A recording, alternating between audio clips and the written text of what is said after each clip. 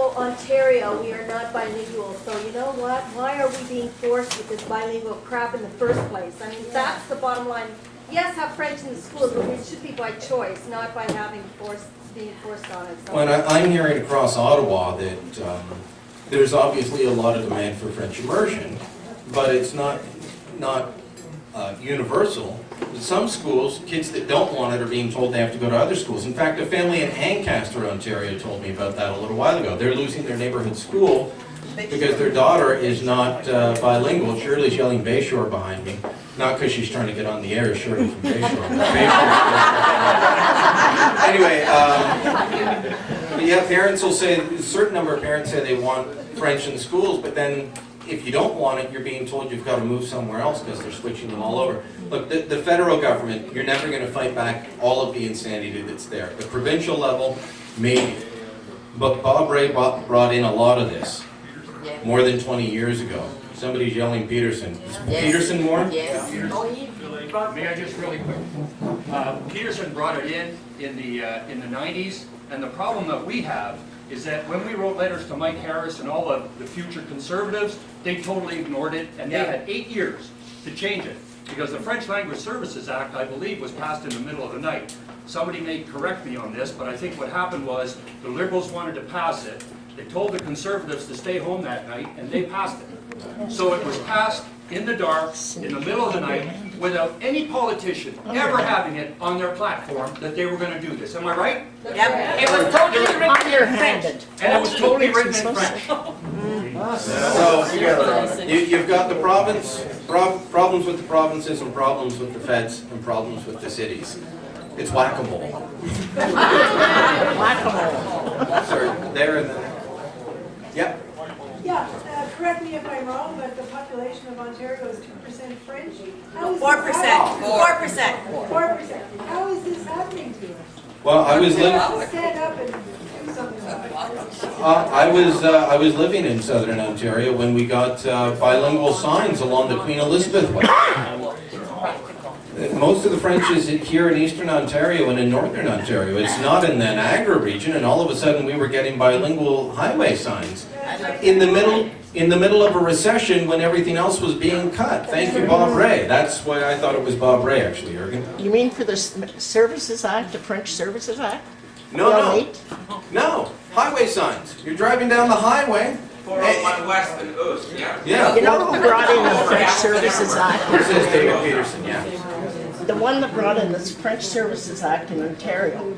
First, it was Grand Mate from Vanier, Mayor of Vanier. He got the position Mayor has now. The next one was Don Boudria. He pushed it farther, and now he cut. Handpicked by Mr. Dalton McGinty, Madeline May. Mayor. I'd like to know who brought in the amalgamation. Mike Harris. There's a question there?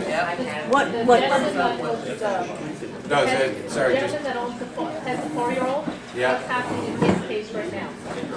he has, she asked what's happening with the gentleman with the 4-year-old that drew the gun and was arrested. He has retained the services of a lawyer here in Ottawa named Solomon Friedman. Solomon's a young guy, but he understands the importance of our ancient rights and liberties and our freedoms, and he takes on a lot of gun cases. I don't think he expects to make a penny off this, but I'm hoping that Jesse Sansoni, which is the name of the father, I hope he sues the pants off everyone involved in it.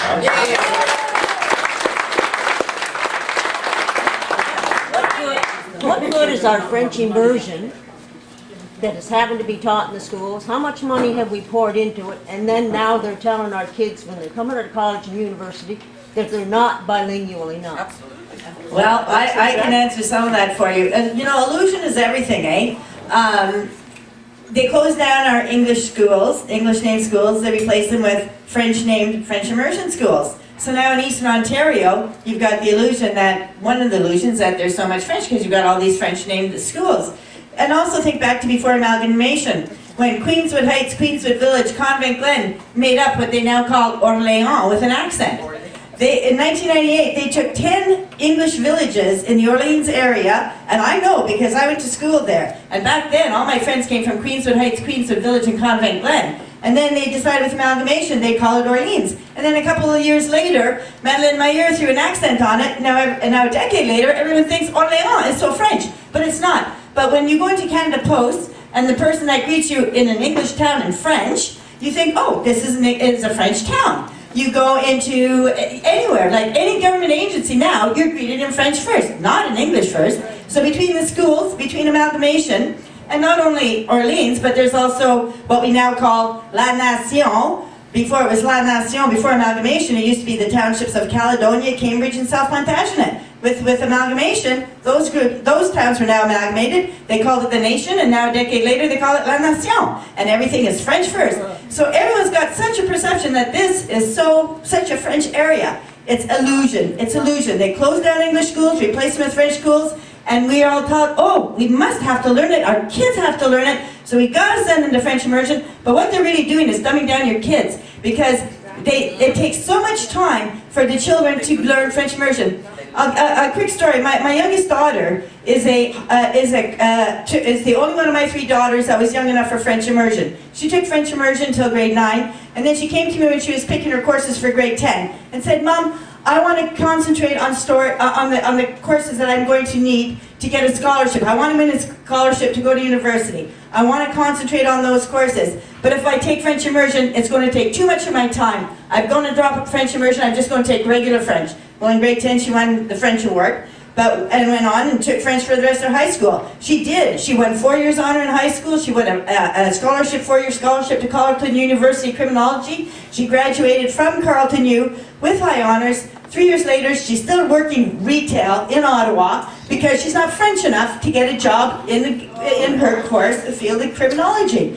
This is what's going on. They tell you, take French immersion, you're going to get it. No, all it's doing is it's taking away from the essential courses that they need to study to be where they need to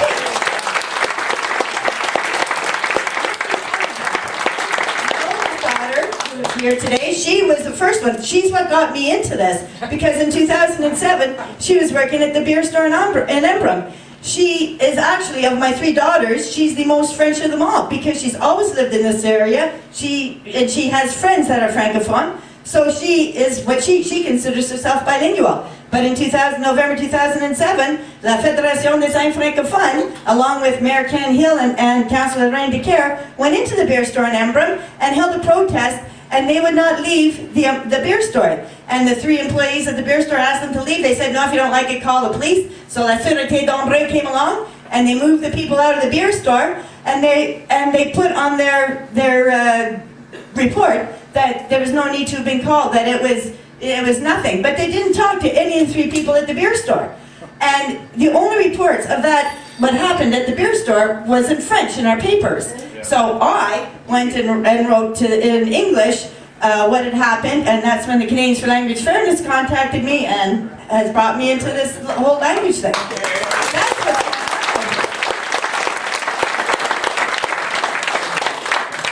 And until people realize that this is going on and put your foot down and say, no, my children are not going to be dumbed down between environmental courses, between French immersion and sex education, what are our kids learning in schools? Not much. Is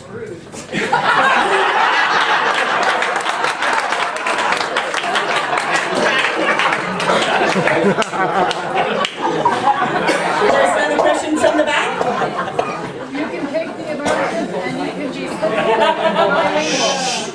I suggest to you that you don't need French immersion. If you live in a town where you're surrounded, like in Embrun, where it's 50-50 French, where we live in Embrun, it comes naturally to you. You're surrounded by it. As my oldest daughter says, she never took French immersion, she just took regular French. But because she works in retail, and before that she worked restaurant in Embrun, it comes naturally. I never took French immersion. I just took regular French growing up. Mais je parle français. And it's because of where we live and the people that we associate with. But if you live in an English town, how the heck are you ever going to maintain it?